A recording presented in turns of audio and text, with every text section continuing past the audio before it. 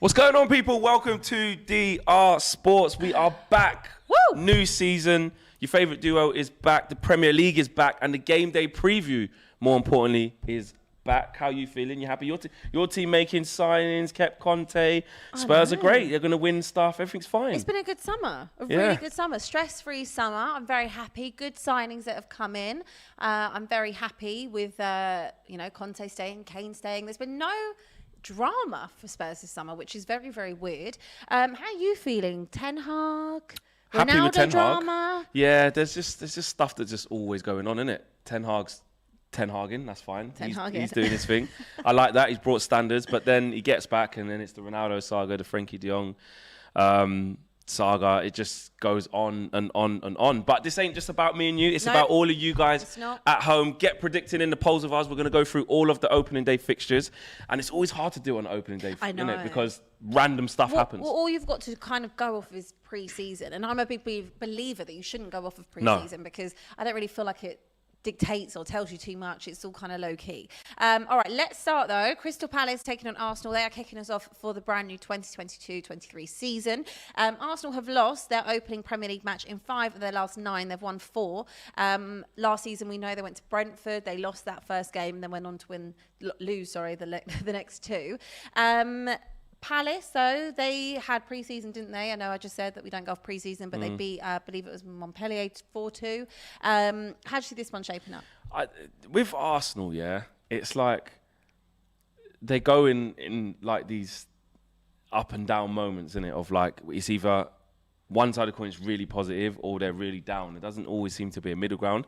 This seems really positive with Arsenal right now. There's good noises coming out, although the All or Nothing documentary is about to come out. Very so we can all have a laugh drop. at that. There will be bits in it that make Arteta look great. There'll be bits that are a bit cringe, like that thing when he's playing music. But away from that, they actually look really good in pre-season. And I know you were saying about you can't take too much from it, and you can't. But also, I do think you should look at the positives and look at had your team looked in a different dynamic. And I tip Gabriel Jesus to do really well this season. Definitely, I buy into that hype. I'm for sure. They've had some shrewd business. You look at Zinchenko coming in as well. Arsenal look like they're going in the right direction, but the pressure's on now. This is Arteta's time to really, if he doesn't get Champions League this time. We're heading into what is it? It's his 4th season. I think right? so. Yeah, it'll be his 3rd full season, but his 4th year. I think. 4th year. And it's like you go 8th, and 5th. Like now there's got to be something. And especially the fact that they've spent, what is it, £500 million, I think, on transfers. Spent a lot of money, yeah. So it's kind of, in a way, heavily titled All or Nothing. This season, I think, really is All or Nothing for Arteta because surely if they don't finish in the top 4, then there has to be a lot of questions. Yeah, there will be. And rightly so because, he's had time to completely shape his squad and get it to where he's gone to. But in defence of Arteta, to not be completely biased, they look good. Yeah. Do you know what I mean? They look at it. He's starting to shape a real good squad there. Martin Odegaard's now the captain, so there's some stability there. It's going to be interesting to see how he does. The front line looks strong. They've got Saliba back now. It's like a new signing. It's like a new signing. So there's a lot. There's a lot to look there. They've got Marquinhos as well. So you've got to look at Arsenal and say they look strong. Along with you and Arsenal kind of being tipped to kind of give Chelsea, just kind of boot Chelsea out. Do you know what I mean? So Arsenal looking good. Let's see what people have to say about Arsenal. Arsenal will finish 3rd. Who says that? Says Robert Stevens. Honestly feel that. United, what a shambles, says Debbie. I agree. Kevin Abraham said Arsenal to finish 6th or 7th. That would be a really good season, in my opinion. Let's get your predictions, though, for what you think this game's going to be. Let's talk about Palace quickly. Yes. Obviously, they had a great season last year. First season under Patrick Vieira. Did far better than I think people might have anticipated. Believe it might have been their highest ever finish, wasn't it, in the Premier League or there or thereabouts? Yeah, but then someone was saying to me last season, because it was weird, because I was like, he's done really well. But then they were like, well, points-wise, no, they've got more points under Hodgson. And I was like, wow, but I was more looking at the style of play. If you look at it that way, the style of play, he's had to go from one way of doing things, which is with older players, more experienced players that when he arrived were kind of coming to the end of their contracts. They were in a bit of a transition. And considering, I think, people might have had their wits about them thinking they might have even gone down under Vieira, and they had a storming season. They had some great results throughout that as well. And they've also brought in Sam Johnston in goal from West Brom on a free, which is a great bit of business there. Chris Richards from Bayern Munich and Malcolm Bowie. Yeah, from Derby. And the biggest one there, look, you see 21 million, Cheikh Doucouré. So they've spent a lot on him. So it's all right in the first season. You kind of get that season of grace. But I liked what I saw from Palace personally. I did too. Also, especially early on, they were conceding late in games that they should have been winning and doing really well. And they didn't get the best start. And then they started doing okay. So I want Vieira to do well. I really do want Vieira to do well. But this game... Palace, look at the poll there. Everyone's going with Arsenal win. 63% for an Arsenal win. You have to remember it is at Palace as well, though, guys. Yeah, you've got to keep Arsenal that into it. You look at they moved to them last time there. Last year, I think an Arsenal drew against them at home in the last minute, and they should have lost that game. But it's a new season. I got a feeling reluctantly that Arsenal will do it. Okay. 2-1. 2-1. I'm going to go with a Palace win. I'm going to go 2-1 Palace. Super chat here from Mark T, who said Arteta has most of his players now. No more excuses, and top 4 is minimum. Otherwise, he has to go. First game against Palace, tricky, but confidence 3-1. Clara says, apparently, yes, that I mentioned the other day on Roundtable Talk that I said 3-5-3 instead of 3-5-2. Sometimes we have a little slip, but maybe don't hold it. You added more players in. Added more players in. So, when we're talking Tottenham need all the help they can get, innit? You want 3-5-3. I'll add another one in there. But thank you very much for the super chat for paying to say that. Everyone else, Palace 1-0 from Tenditum, 4-1 from Lee, 4-1 to Arsenal. Greg Livingston 3-0. Slayer 5-0 to Arsenal. So lots of people feeling very confident about them. But Roy Hazid said also 3-2 Palace. So there we go. I think people shouldn't really sleep on Palace too much. Especially at home. At home, first game of the season. Let's just see what happens. Moving on to Bournemouth, taking on Villa. Bournemouth are back into the Premier League. Bournemouth's first ever Premier League game in August 2015 was, in fact, to Villa. They lost 1-0. Are you happy to see them back? Yeah. No, you're not?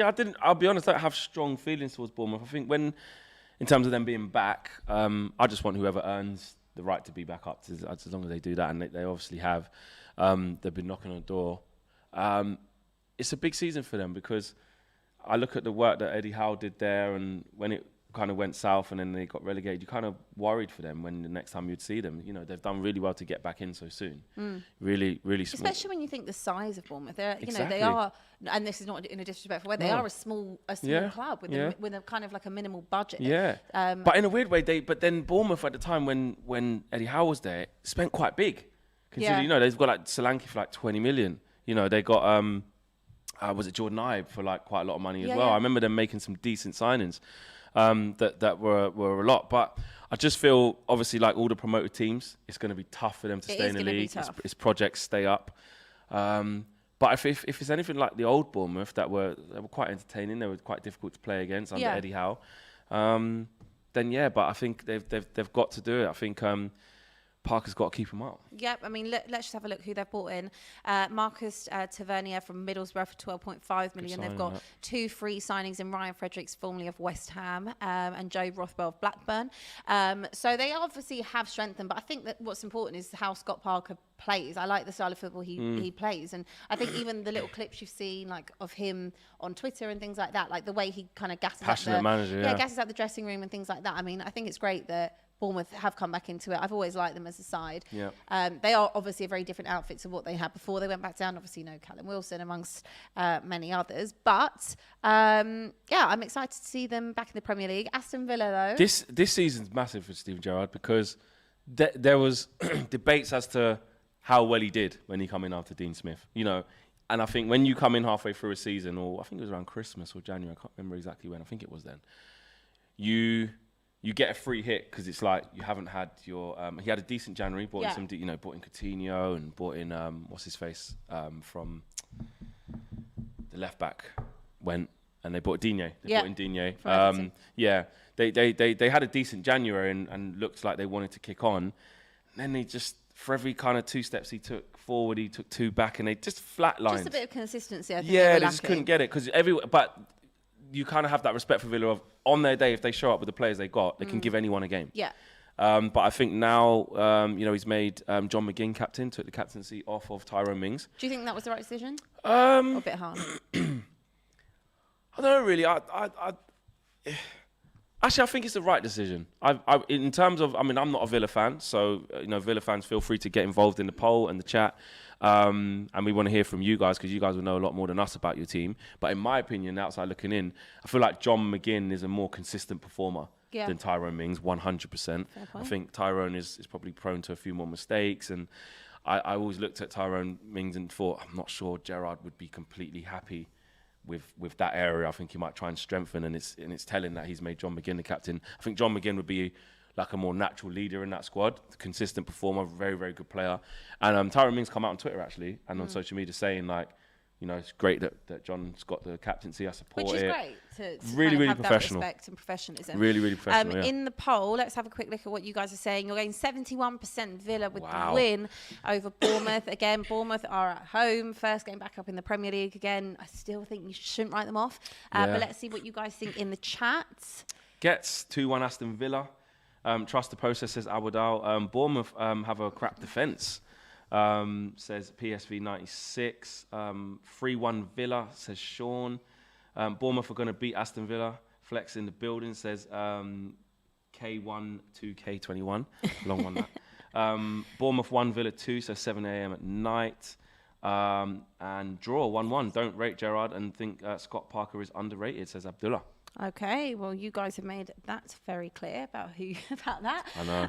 Right, let's have a look at Everton versus Chelsea. I mean, hasn't been kind to Everton, has it really, the first game of the season? No. I'm interested to hear what you think, because on that round table you was kind of saying about Lampard, and I was getting onto a bit. And this is absolutely nothing to do with the Chelsea bias or nothing like that. It really isn't. I just feel that Frank Lampard is not a great manager. I would have thought that when it came to who Norwich and who Villa were going, who Everton were going for last season with the appointments, I would have felt, and I did feel, that maybe Norwich would have been a better fit for Lampard, so he could maybe come down and then come back up. And he was really good during his time at Derby, but then obviously Chelsea was too big for him, and I still feel that Everton's too big for him a little bit. I know that they stayed up, but rather than giving full credit to Frank Lampard that he kept them up, I can turn around and say that for Eddie Howe at Newcastle. I can do that, and I can say confidently that I think that Eddie Howe deserves a lot of credit, and also their January signings. But I think with Everton, they didn't really improve. Yes, they stayed up, but I think that was more to do with the fact that Burnley was so much worse. It was by a thread, wasn't it? I think it was by a thread, and I don't want to give Lampard too much credit for the fact that they stayed up. I could be. You want to see more. You want to see more. I want to see more. I want to see more of his managerial prowess, if that makes sense. I just don't feel like I've seen enough from Lampard to warrant that he's the reason. And I do feel that when you talk about the first managers that could be sacked, I do lean more towards more towards Lampard. From what I've seen last season, and again, they haven't had a great pre-season. As I said, I don't go off of that, but it does tie into it, and I would be very surprised if Everton came out on top this weekend. I like this question here from Tenditium. I think I've said that right. Abbi and Flex, between Lampard and Gerrard, and you guys get involved in the comments here as well, because this is a tough question. Between Lampard and Gerrard, who do you think has the most pressure this season? That's a really good question. Who do you think? Because if you look at it, Gerrard's coming, it's pressure from different sides. They nearly got relegated at Lampard, and that would have been catastrophic. Yeah. But he's got a chance to build. But Gerrard, Gerrard has had half a season. Now he's had a full transfer window. I feel there's more pressure on Lampard, purely for the fact that, Gerrard is in a safe position. Yes, Gerrard's won stuff. He has, at Rangers, he's won. There's kind of more clout to that appointment and to what he's doing there. And Villa's expectations, they're a massive club, but they're still kind of around that mid-table mark. I feel that if they're finishing top half, maybe between 8th and 10th potentially, I'd say that's progress in a good season, considering what they've been on a recent trajectory. But I think that with Lampard, there's way more pressure, because if you're still getting poor results by the time the World Cup comes around in November, I think that that's a big moment for a club to be like, okay, we've got, a month out now. Let's take, Lampard out the equation. Let's get someone new in and then start again. I understand that Everton don't really want to keep doing that, which is what they have been doing in recent years with swapping and changing the manager. But if it's not working, then that month kind of gives you time to, reset, a new manager to come in, work with the players that haven't gone to the major tournament. I think there's a lot more pressure on Lampard. Yeah, I 100% agree with that. I just think Gerrard has a better track record as a manager. I know that was his first job at Rangers, and Lampard's more experienced and been managing longer. But with what he's achieved, I look at the Derby situation. He did okay, fell short of promotion, gets the Chelsea job off the back of that, where we're like, well, okay, but it's the club ties. He does it. Did well in his first season with no pressure, but when they spent big money, the season after, fell way short, got sacked. And then goes to Everton and like you said, flat as to deceive. So I think the jury is still out on Lampard.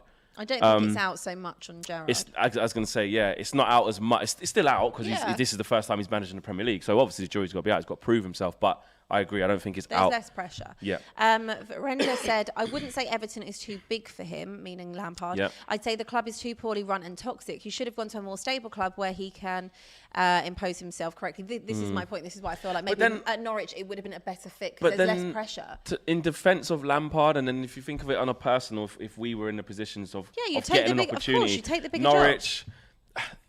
kind of known as a yo-yo club, probably going to go down, fighting relegation. Obviously, he didn't think he'd be fighting relegation as much as that, but then they ended up doing it. But there's probably more mileage and resources and, than going. I can see why he chose Everton over Norwich, but he just hasn't lit it up yet. Yeah, and look, we could be proven wrong. They could and go he's got on it all a to great do. season. Exactly.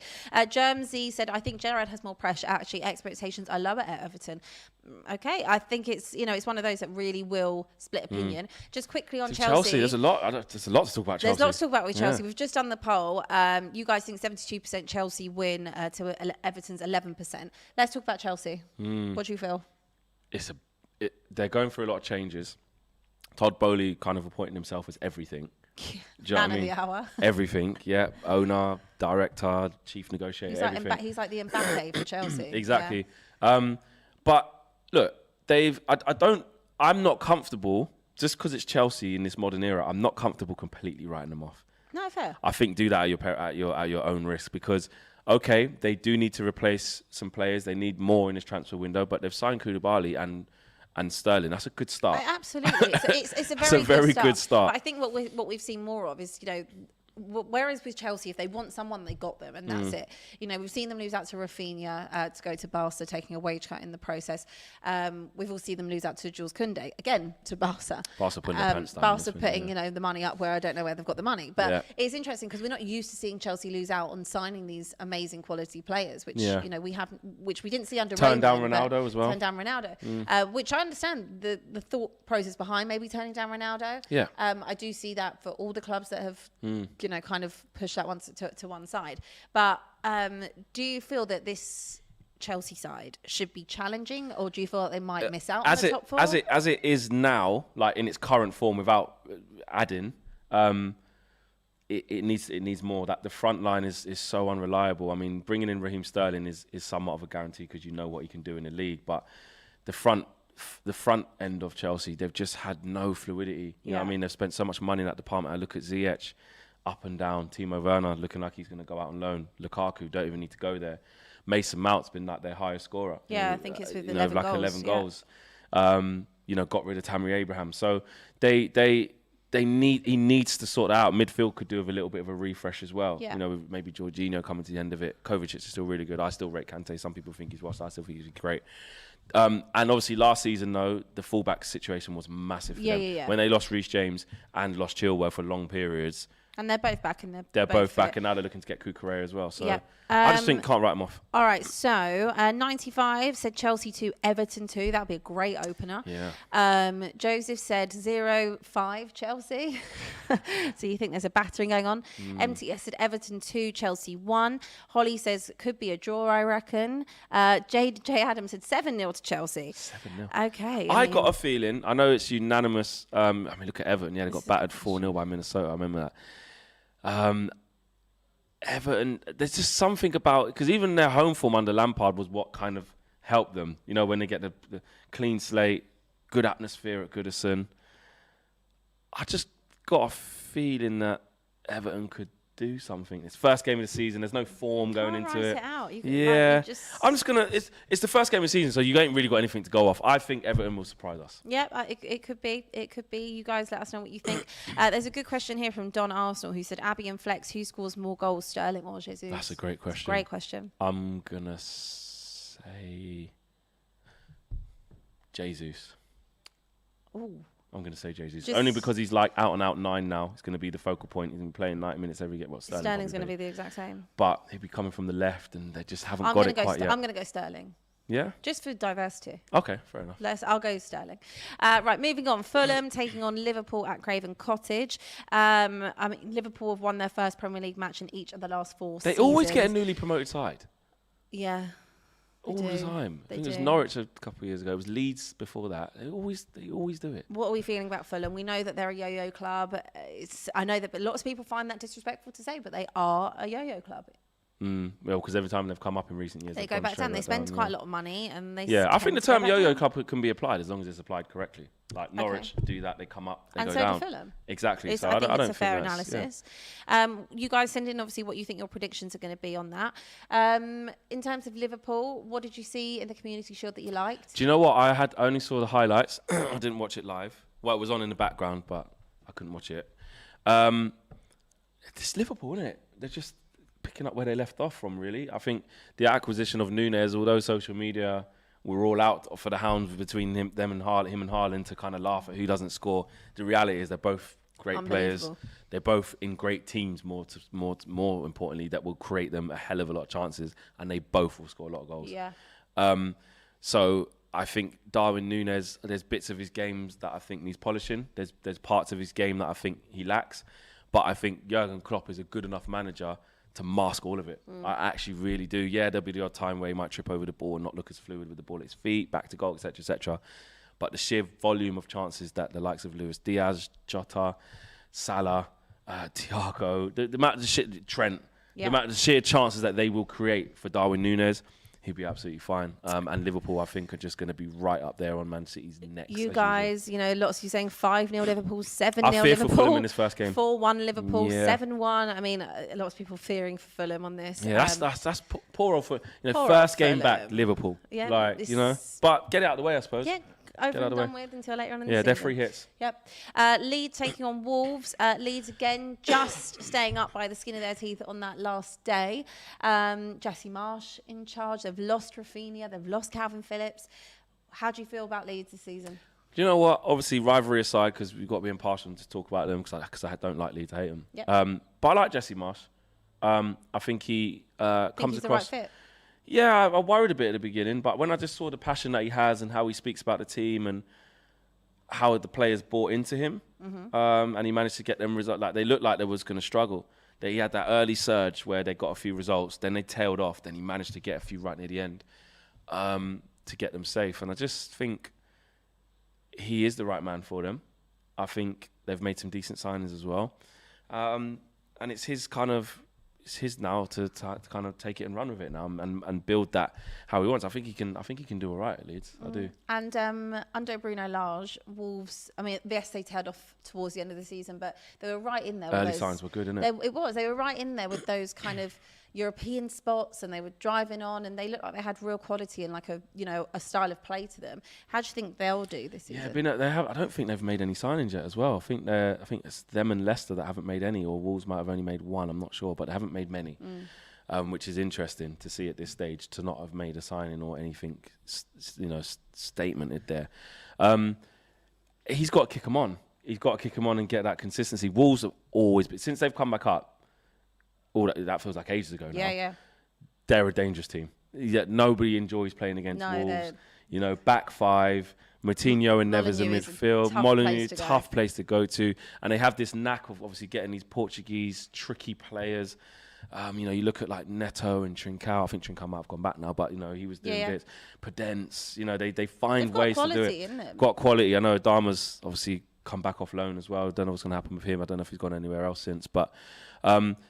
And Raul Jimenez as the focal point. They find a way, don't they? And they're just not nice to play against. So I see them needing to strengthen, though. They need to can't rest on the laurels. And Manchester United are tipped to potentially go for Neves late on in the window with the Frenkie de Jong situation. So yeah, they need to kick on. A lot of people are predicting a draw there. Yeah, there's a few draws in here. Lots of 1-1s, 2-2s for this game.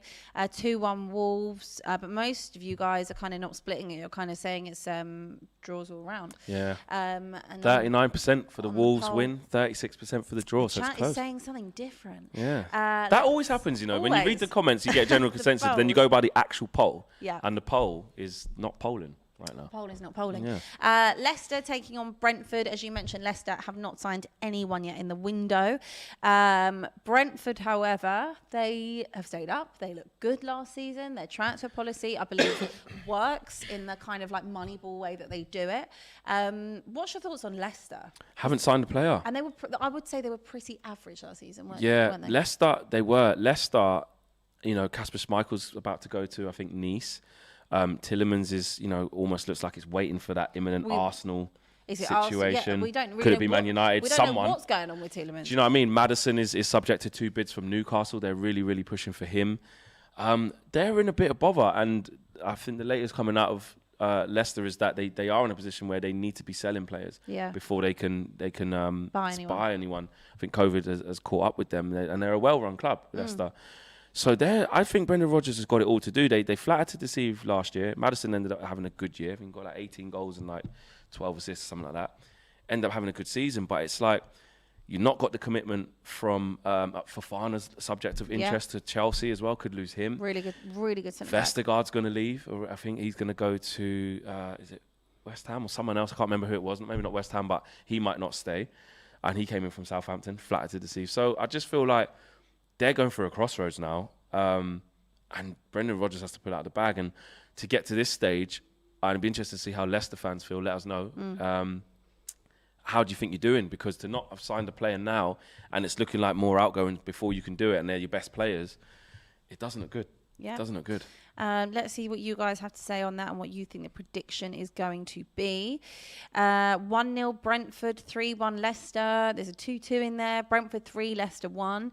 I'd say you're kind of veering on towards the more side of Leicester, wouldn't you say, based on the chat? Yeah, based on the chat. There's a few Brentford ones coming in there, though, as well. We'll have to have a look at the poll to see what they're doing. Said Brentford's second season syndrome. It could be, but you know, and of course they have lost Ericsson to Manchester United, and he was a big part, I think, as to why they played so well, and also maybe stayed out of trouble for the second half of last season. Quite close there, though. Look, 40% saying Leicester win, 37% saying Brentford win, and only 22% saying a draw. So it's quite close between that. People can't really choose it. Don Arsenal said, Abbi and Flex, do you think Brendan Rodgers will get the sack?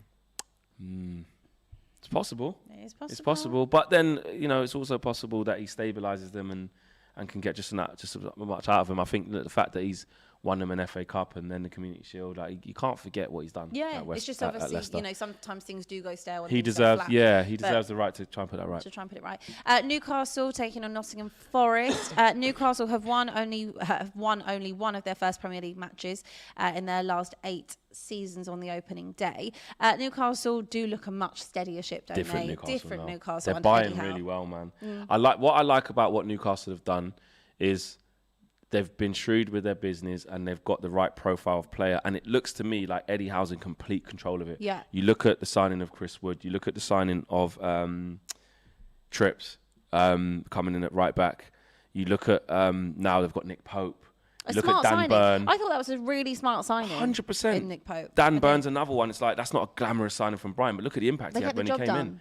Get the job done. It's a bit like that. That's the thing. You don't have to always do the most glamorous thing. We will see over the course of years to come Newcastle becoming that glamorous side that has the expensive but signings. not yet. But not yet. And they're doing it in a really smart way. They're kind of building quietly from the back. And I think it's been a really good turnaround. Target really they got in on a permanent because he did quite well. Good signing. Sven Botman, they was trying to get him in the window before that. Comes in good player. Yeah, really good player, Sven Botman. So lots of other teams, even in the top 6 were sniffing around Sven Botman. Exactly. So it's definitely good. Nottingham Forest, they've brought in a whole host of new players. A whole host of new players. Forest, so happy they're finally back in the Premier League. It's not been for the lack of trying over the last 10, 15 years. But they're finally here. Do you feel that it's one of the things that you might look and say they could be favourites to go back down? Or I think, and I mean this respectfully, I think every team that comes up is almost, and rightly so, because you've got to prove it. It's hard to stay in the league. is usually a favourite to go down. I'm just counting how many signings. They've made like 12. I think they've made 12 signings. There's a lot. And there's also players and that, have been in the Premier League, not just people they're buying from abroad. Nico Williams from Liverpool being one. Dean Henderson from Manchester United is on loan. Wayne Hennessy, Jesse Lingard, Harry Toffolo from Huddersfield, just to name a few. Jesse Lingard won. Are you surprised he went there? I think it raised a lot of eyebrows. I was a little bit surprised, but then again, he's done it for a year. They're paying him the money that he wants. Were you not surprised that he went there over West Ham? I was, because you look at West Ham and look at what they've got there and the platform they've got to go and build under David Moyes. I was surprised. So I think something must have happened for him not to go there. Maybe they just couldn't offer him the wages that game time. Yeah, but I don't know, the game time situation. You look at what he had done when he first went there. He was brilliant. You would think that as well. Have they kicked on massively in that area without him? I wouldn't have said so. They've got Skamaka in, West Ham. But I don't know. I just feel like he was nailed on to go there. Yeah. Or Newcastle. But fair play to him. Fair play he's gone to Forest. Newcastle. To Forest. Could be a big difference. Right, scores that you guys are saying. You're all saying Newcastle 3-1. I think Newcastle win this game. Newcastle 3-2. Forest 3-1. There's a good question here from Ten Deatum who said, Abbi and Flex, how are the big six club fans feeling about Newcastle this season? You have to feel threatened. Honestly, I think you'll be naive to just go, because you look at their form the back end of last season when Eddie Howe came in from January onwards. They were one of the most informed teams in the league. They were. They finished really strong. They were bottom and then finished, 13th or 12th or something like that? Exactly. I think you have to be worried as a top 16. Well, I've said it before. I think I said it on Round Table Talk, and we've spoken about it as well, that with the World Cup being kind of smack bang in the middle of the season, I feel like it's going to open quite a few doors for the clubs that are, in and around, kind of those top 10 spots, because there's going to be a lot of players that go on international duty. I feel that it's going to be the ones that are staying here or maybe aren't involved. Whatever teams they're involved in, I think we could see something interesting happen in the Premier League this season to the top six. So definitely worth keeping an eye on and seeing what's happening. And Aaron said Fulham should have gone in for Rodon from Spurs. He's just gone abroad. He's gone to Rennes. Yeah, that was right. Or Lons? I can't remember. He's gone to one of them. Yeah. Right, let's have a look at Spurs taking on Southampton. This is the fourth occasion where Spurs have opened a league campaign against Southampton. Spurs have won 2 and drawing one of the last 3 games. This is the first one that's going to be played in London, though, against them.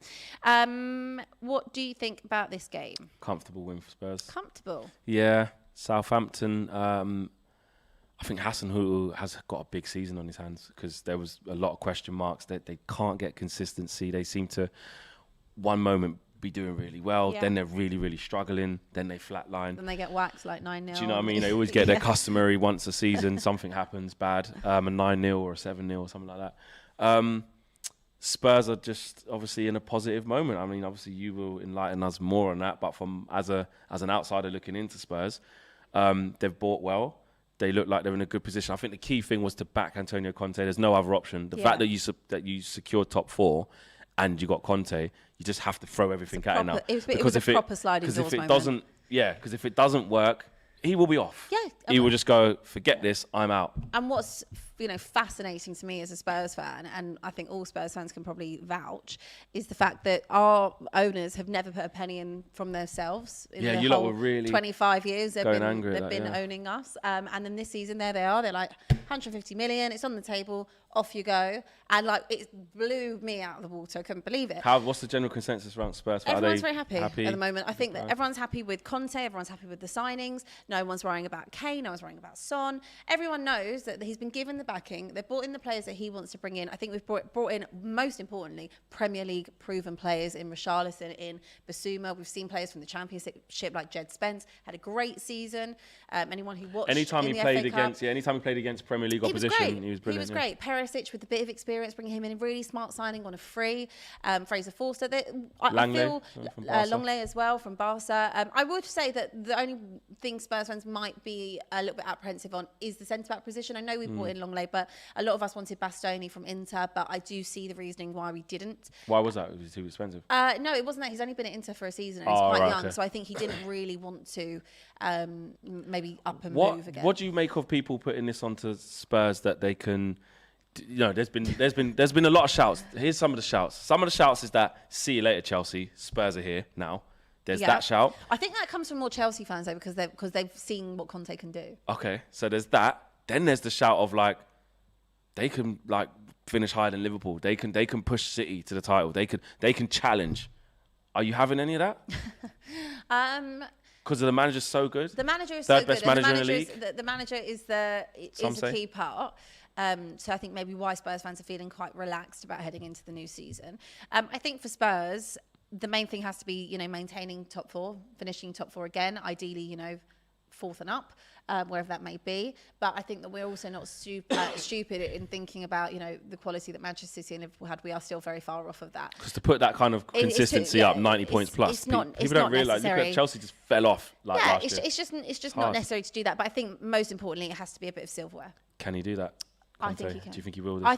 think he can. I think finishing top four. He's a winner. And obviously we've got Champions League football, which is amazing. I'm super excited to be going to Champions League games again. But for us, it has to be breaking the deadlock, winning silverware, because I think the first one is always the hardest to get over the mindset. And I think the only person on the planet now that could possibly change the mentality of this Spurs side is Antonio Conte. Absolutely. So let's see what Look you at guys that are poll saying. there. In the poll, 69% Spurs win, 18% Southampton win, and a 13% draw. In the chats, let's see what you guys are saying. Tottenham 4-0 Southampton. I don't know. I think these are some of them are overly confident. Spurs 0-0. That is very, very likely. That's very Spursy. That's very good. Very good shout. 4-1 Spurs. 5-0 Spurs. I think, I feel like it'll be a lot closer. I'll go with like a 2-1 on that, because I'm just always going to err on the side of caution when it comes to Spurs. What do you reckon? Spurs 3-0. Okay, 3-0. All right. Yeah. Manchester United taking on Brighton at Old Trafford. You are opening the season at home. Yep. Obviously, lots of things been going on around Manchester United this summer. Ten Hag, Ronaldo, even we could talk about De Jong in that, throwing that into the mix. What are your feelings with your new manager? Really positive. If I go away from signings and what we still need, that's a separate topic. But on Ten Hag, really, really pleased so far. I can see what he's trying to do already. In the games on tour, you could see that certain players were taken to his system straight away. The highlights have been Martial. He's looked really good in that system. Jadon Sancho, back on his favoured position, in my opinion, which is the right-hand side. They're looking fit, aren't they? They're looking fit. A lot sharper. Sharp. He's training them hard. And his principles and values are starting to come across early. It's not going to be easy. You got to remember where Man United are coming from, which is a broken team with no direction, no coaching, no style of play. So it's going to be a tough season. I'm not expecting a lot in terms of league finish. But I just want to see that style of play really developed. And in the early signs, I can see it. Okay, and you've brought in Christian Eriksen, which again, great bit of business. Really good bit of business. On a free transfer, amazing bit of business. Tyrell Malaysia and also Lisandro Martinez. You happy with those two? Yeah, I am happy with those three. We need more. We definitely need more. And again, that's a separate subject. But on those three signings, I think it's important for us as Manchester United fans to remind ourselves that we are backing the manager. A lot of the criticisms that we've had is no direction. The manager doesn't get what he wants. And I know Ten Hag hasn't got everything he wants so far, but let's not get it twisted. Manchester United's favoured player for the centre-back position was Pau Torres. Yeah. Erik Ten Hag says, no, I want Martinez. He's my guy. I've just had him at Ajax. And it's about having that strong will, isn't it? If he's coming in, he needs, I feel like where your club's been at, someone had to come and be like, this is how we're doing it. This is my way. And that's it. If you don't like it, I won't be here. Exactly. So he does that. So he fits the Ten Hag system. We had no intention of getting Tyrell Malacia. Was a player we wasn't even linked with. He was about to go to Lyon, and Ten Hag sees an opportunity. He liked him at Feyenoord when they played against them. He knows him very well from the Eredivisie and wanted to sign him when he was at Ajax. Didn't get a chance to. He said to the hierarchy, right, he's only going to cost 13 million euros. This is who I want. Hijack that deal. I want him. We did it. Eriksen, again, is a player he knows a lot about. Helped him obviously coming out of his recovery. And had him at Ajax training, but also he would just be a player that he's synonymous with and knows. Yeah. And for free, again, he can fit the Ten Hag system. So the three players we have actually got, it's a high chance they can actually start. Yep. Look however, at what is going on. The poll and the chats are not favouring you guys. A lot of people in the poll, with all that said, have been, have kind of been 2-1 Brighton. Honestly, 2-1 United. There we go. Brighton 2-1. United 1-0. Hold on. 1-0 Brighton. 1-0 Brighton. 1-0 draw. 4-0 Brighton. People are just here. Because it's DR Sports, it's just enough Arsenal fans funny, in the chat. Honestly. So the poll you guys have predicted is split. You're saying 35% United win. Can I just add here, just quickly? Yeah. Can I just add, yeah? I'm under no, you know what I'm like with my team, innit? I'm under no illusion how crap we were last season. Yes. Even last season, at home, yes. different story at the Amex, got absolutely slapped. The last few seasons, we've beaten them at home. Like, they don't come to Old Trafford and win. Like, so this energy is a bit mad. Even production is saying the poll don't lie. The poll don't lie. So, you know. Poll don't lie. Wow. And you know what's going to happen for trolling purposes is it's going to go above 36% anytime soon. Yeah, and Brighton will start winning it. Just whack that Brighton They will. Button. It's going to happen. Anytime soon. We've got a super chat from Mark T. Who says, as an Arsenal fan, United are a club like Arsenal 2-3 years ago. Ronaldo wants to go. He should, because I feel the dressing room won't be good with him. Yeah, there you go. 37%. It's just happened. Valid point. Yes, that's what I'm saying. And that's probably what people are focusing on, the negatives, which is that Man United still got a lot to sort. The Ronaldo saga is continuing to saga.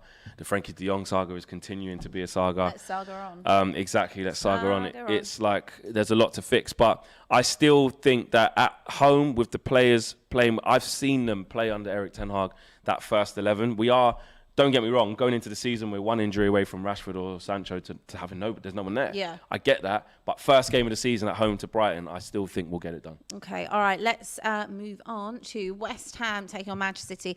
4:30 on a tasty Super game, Sunday. innit? That's a tasty game, that. Sunday's back. It's so exciting. Yeah. West Ham have faced Hold Manchester on, City. Man United's on Sunday as well, though. Yeah, you are. I just didn't have the time. Oh, right, okay. Yeah. West Ham have faced Manchester City on 3 previous occasions in their opening top flight game. They've lost all 3 and failing to score a single goal. They've conceded 11 in that time. West Ham give them a game, you know. They will give them a game. West Ham, absolutely. I like West Ham in this fixture. Yeah. I think there could be something on the cards. Look at your eyes light up. Yeah, because I'm like, you know what? Everything will be about Pep and Haaland. Is he going to get off the score on the score sheet and all that? They just got Skamaka in. They're just. Do you like the signing of Skamaka? Yeah, he was someone who was a lot of Man United fans obviously jumping in there saying we should get him, and he was tipped for a lot of other clubs. And the fact, I think he's a good player. He's someone that is great for West Ham to have. I think they should be really excited. And I just feel like under David Moyes at home, don't sleep on anyone. They beat Liverpool there last season. They give Did they even beat Man City? I think they did beat Man City last season. Or they were winning. No, they were winning 2-0, and then West Ham came. They came back and got 2-2, and City should have actually won it in the end. But they give them a good game. Jared Bowen was running them ragged. Do you know what I mean? Look, they've got good players. They've got good players, man. They've been building nicely along. West Ham. Draw. They've looked good. I'm going to go with people saying 3-1 City, 3-2 City, 3-1 City.